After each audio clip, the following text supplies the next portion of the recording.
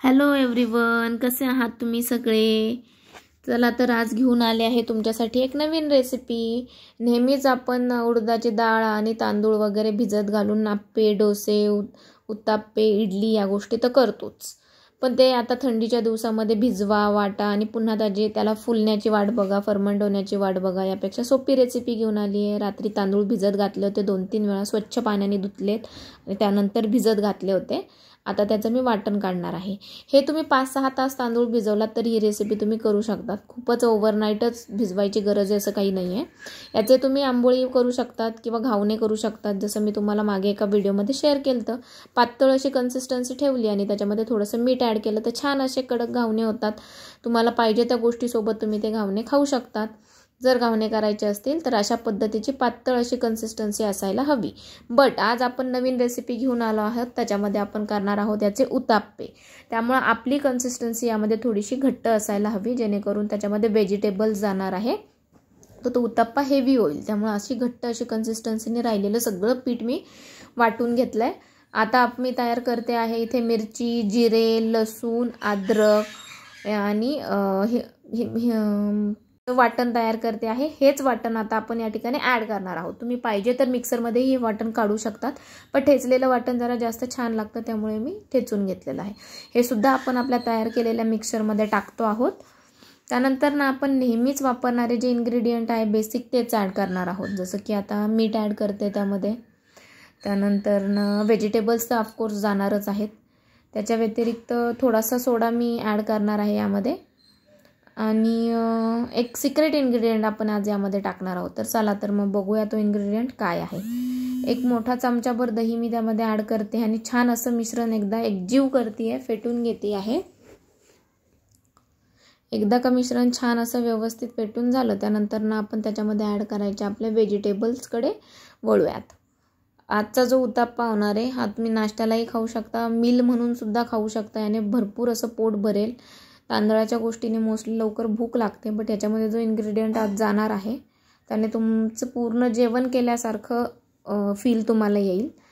Tomato आणि कोथिंबीर already मी चिरली होती। छान असा बारीक असा कांदा या ठिकाणी आता मी चिरून घेते आहे। याच्या व्यतिरिक्त तुमच्याकडे घरामध्ये मेथी, पालक, कांद्याची पात, ज्या काही भाज्या असतील तुमच्या आवडीनुसार गाजर तुम्ही ॲड करू शकता छोटे छोटे पीसेस करून। तर माझ्याकडे जे अवेलेबल होतं ते मी ॲड करते आहे। चला तर आता या ठिकाणी टोमॅटो ऑलरेडी मिश्रणात गेलेला आहे। आता वेळ झाली आहे कांदा ॲड करायची।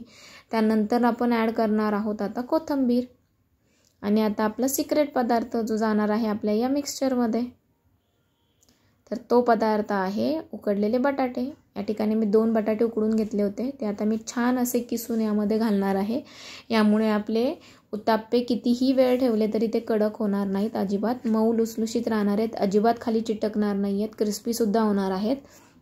बटाटे या ठिकाणी मी किसून घातलेले आहेत आपल्या मिश्रणामध्ये। छान असं मिश्रण पुन्हा एकदा फेटून एकजीव करून घेते आहे। अजून छान याला टेस्ट येण्यासाठी आपण काय करूयात, फ्राईंग पॅन ठेवलेला आहे तापण्यासाठी, त्यात मी तेल टाकून थोडीशी हिंग टाकली होती। आता या स्टेजला तेल तापल्यावर मी त्याच्यामध्ये थोडेसे जिरं टाकलेत।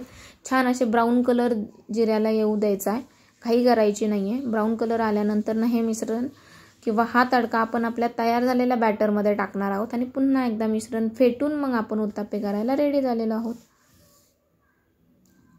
एकदा ही रेसिपी नक्की करून बघा आणि कमेंटद्वारे मला कळवा तुमचा फीडबॅक की कशी झाली आहे।